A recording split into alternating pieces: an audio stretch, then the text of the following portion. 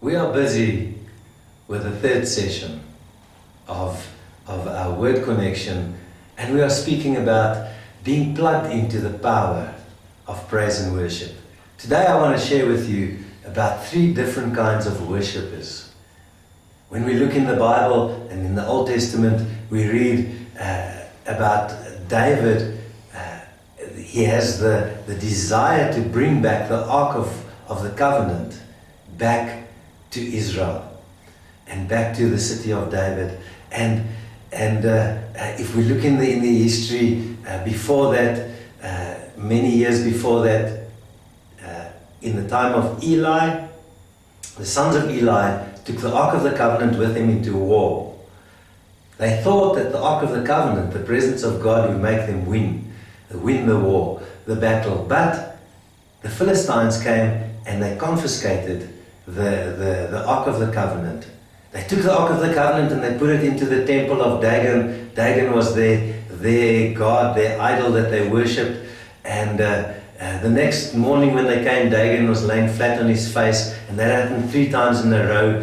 And they got such a fright. They were so afraid that they brought in a cart and cattle, and they put the ark onto the cart and the cattle onto the cart of the cattle, and they sent the ark back to Israel with gifts.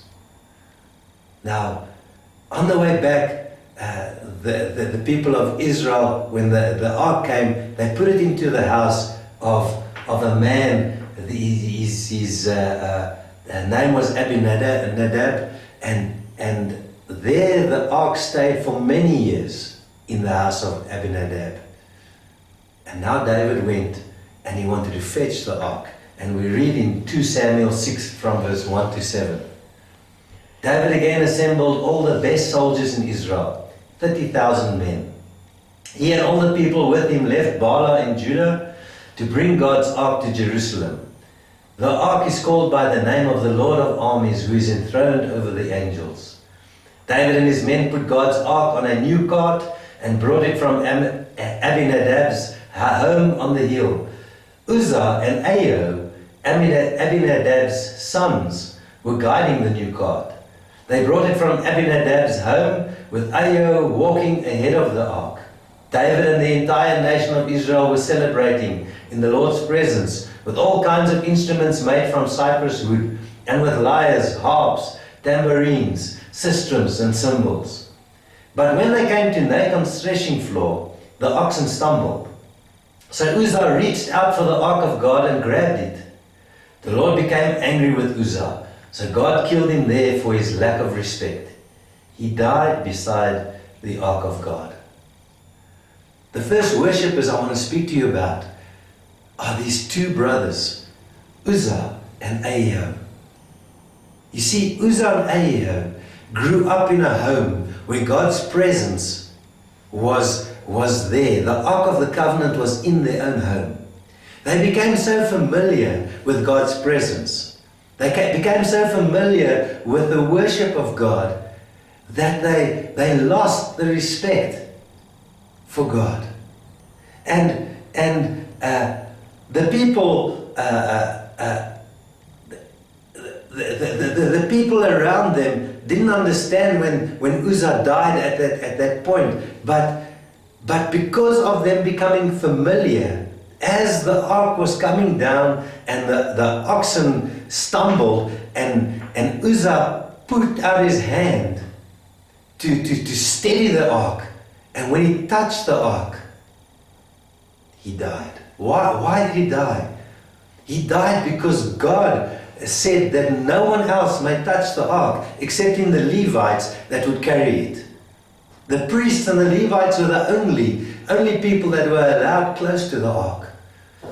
But because Uzzah and Ahio lived close to the ark, because the ark was in their home for so many years, they became so familiar that they lost complete respect for God's presence.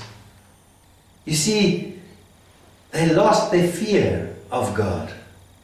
And that is actually what happened. And when we worship God and we lose our fear for God, we've got a problem. And God speaks directly to us in Deuteronomy 10 verse 12, where He speaks to Israel and He speaks to us and He says, Israel, what does the Lord your God want you to do? He wants you to fear Him. Follow all His directions, love Him, and worship Him with all your heart and with all your soul. You see, Uzzah tried to stabilize the ark. And sometimes we try to stabilize the worship of God. We try to keep the worship of God in a position where everybody around us and ourselves are comfortable. We cannot stabilize God's presence or His worship. And we need to respect God with our whole heart. And we need to fear Him with such a respect to say, God, I will not touch your glory. That is the first kind of worshipper that we get. Then we get the second kind of worshipper. Second kind of worshipper is Michal, the daughter of Saul, and also the husband of King David. You see, Michal grew up in the palace. She knew how God was worshipped in that era. And so she didn't understand, and she didn't want to understand, and she didn't want to accept that God was moving in a new way and allowing His people to worship in a new way. And when we read, when David was dancing before the Lord, and Michal looked out of the window and she saw David, in her heart, she was upset, and she actually criticized David completely in her heart, because she didn't understand. She was still holding on to the old. And then when David came home, it says in 2 Samuel 6 from verse 20, when David returned to bless his family, Saul's daughter Michal came out to meet him. This is what she said. How dignified Israel's king was today. He was exposing himself before the eyes of the slave girls of his palace staff, like a mindless fool might expose himself. But David answered Michal, I didn't dance in front of the slave girls, but in front of the Lord. He chose me rather than your father or anyone in your father's house, and He appointed me leader of Israel, the Lord's people. I will celebrate in the Lord's presence, and I will degrade myself even more than this. Even if I am humiliated in your eyes, I will be honored by these slave girls you speak about. So Saul's daughter Michal was childless her entire life. You see, Michal comes from the old era, and she wants the worship to be the same as in the old era. Are you like Michal that wants the worship to be the same as it always was? Or are you ready to embrace the new of God in worship? She was worried about what others would say. She was worried, what are people saying about my husband as he's worshiping God? Doesn't he look like a fool as he's worshiping God? I want to tell you, rather be a fool for God than be proper in front of people. And David didn't care what people were saying, but Michal cared what other people were saying. When we come together in a church meeting, do you care what visitors will think about our worship? Do you care about what other people will think? Do you think people will think we are foolish, or we are weird, or we are different? You see, Michal was worried about what other people would be thinking when her husband was worshipping. And she didn't like what she saw. And maybe you don't like what you see when people are worshipping God. And maybe you are like a Michal, but God wants us to change. She criticizes the new move. She criticizes the way that her husband David is worshipping God out of his heart. She's criticizing him because of the old. She's remembering the old. She's remembering the way her father did it. And she wasn't willing to allow her husband to worship God from his own heart. And then, because of a criticism in her heart, because she didn't want David to worship God completely, the Bible says, And so Saul's daughter Michal was childless her entire life. Now I believe that she was unfruitful in bringing forth children, not because God closed her womb. No, I believe she was childless and she was fruitless because David never came to her again, and David was never intimate with her again after that day. And you see, sometimes when we criticize God's move, when we criticize the new generation coming in, worshiping God in a new way, when we criticize how God is worshipped and how we think He should be, and when we're still sticking to the old and not allowing the new to come forth, we become unfruitful. And we become unfruitful because we lose intimacy with God. You see, we can only be fruitful spiritually when we are intimate with God, when we have an intimate relationship with God. And we lose our intimacy with God when we become critical about worship.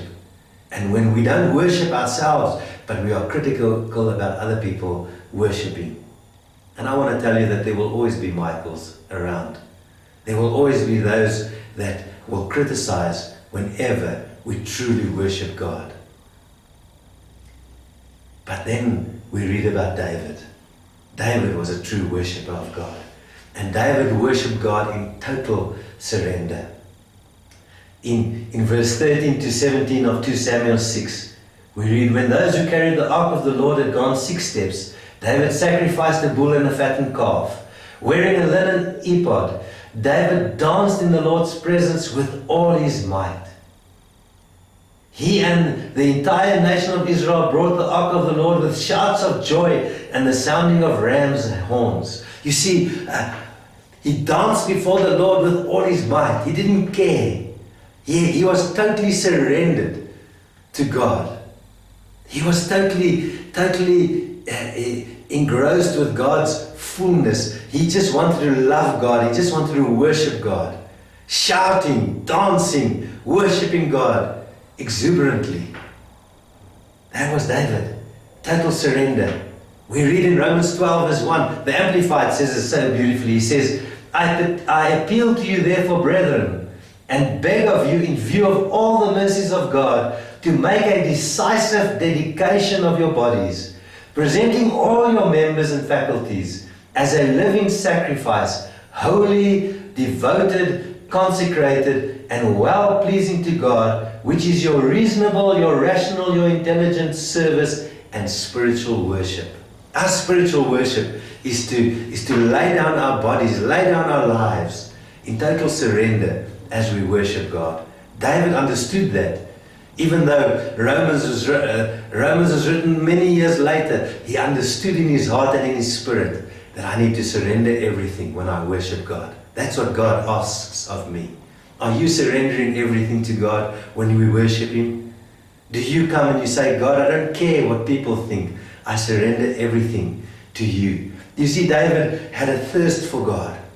He was thirsty for God. And we read in Psalm 42, verse 1 and 2. In the Good News Bible it says, as a deer longs for a stream of cool water, so I long for you, O God.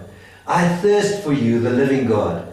When can I go and worship in your presence? And that's what David is asking. He says, Lord, I thirst so much for you. When can I worship you? That should be our question we should be asking God continually. God, when can I worship you? I've got a thirst for you. I'm longing for you. When can I worship you? In Psalm 143, verse 6, David writes, I lift up my hands to you in prayer. Like dry ground, my soul is thirsty for you. My soul is thirsty for you.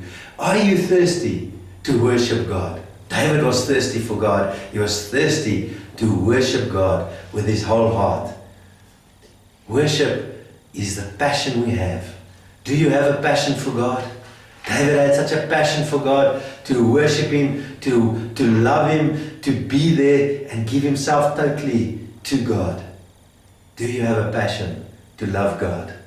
You see, David got rid of all the hindrances. He got rid of his king's robe. He took off the king's robe and he put on the priest's robe of worship. Sometimes we want to keep our king's robe on. We want to in front of people. We want people to see who we are. We want to have a show of who we are in front of people. David didn't care. He got rid of his robe, the king's robe, and he put on the priestly robe of worship. He chose to worship God completely. He got rid of everything that would keep him from worshiping God from within his heart.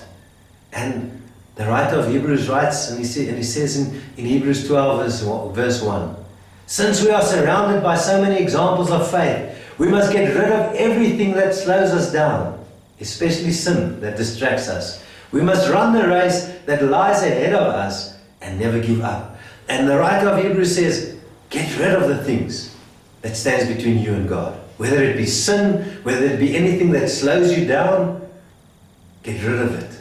And we need to get rid of things that are in our way to worship God.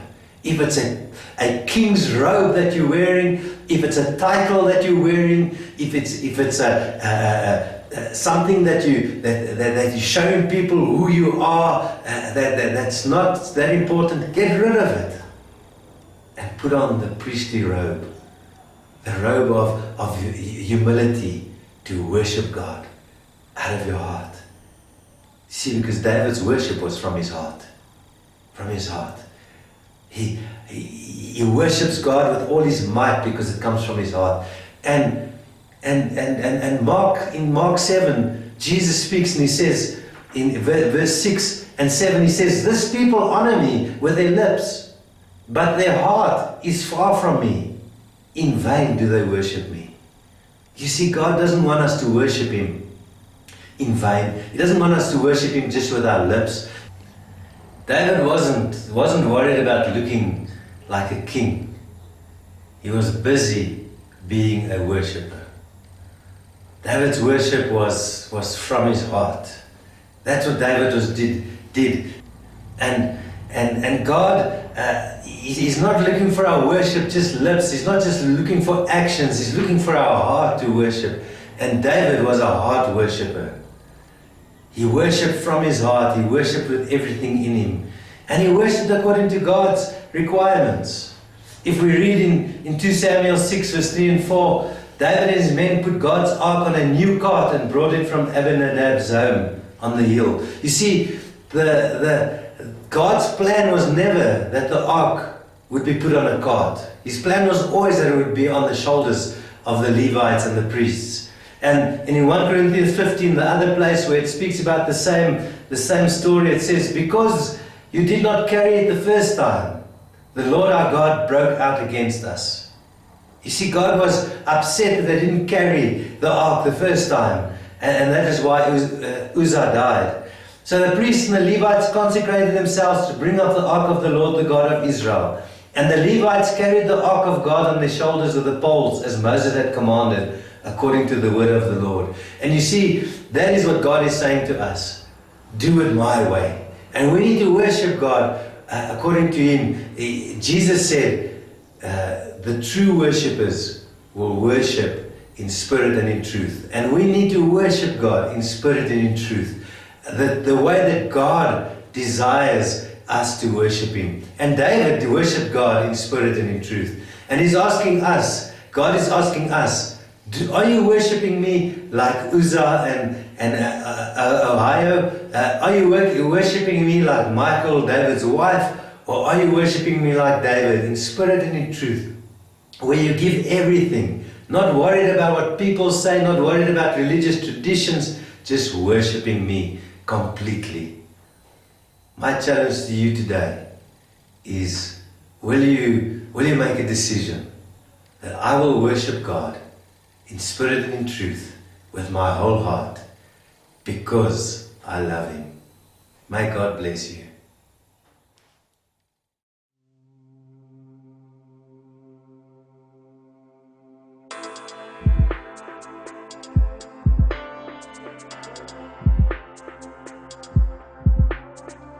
Before I bring my need, I will bring my heart. Before I lift my cares, I will lift my arms. I wanna know you, I wanna find you in every season, in every moment. Before I bring my need, I will bring my heart and seek you.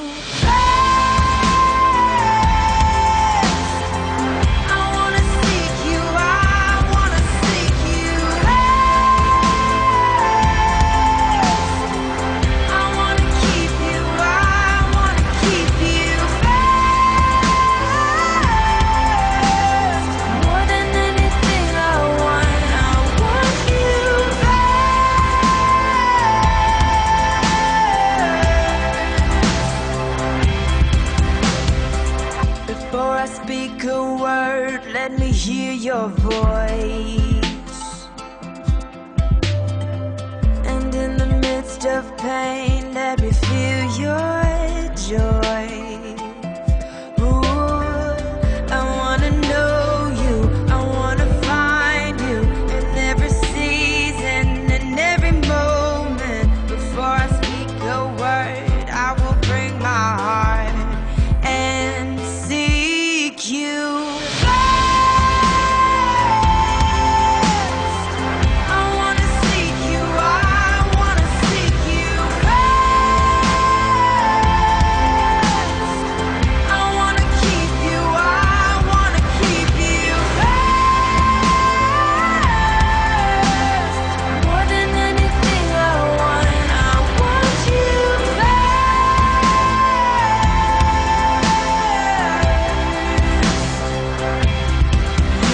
My treasure and my reward.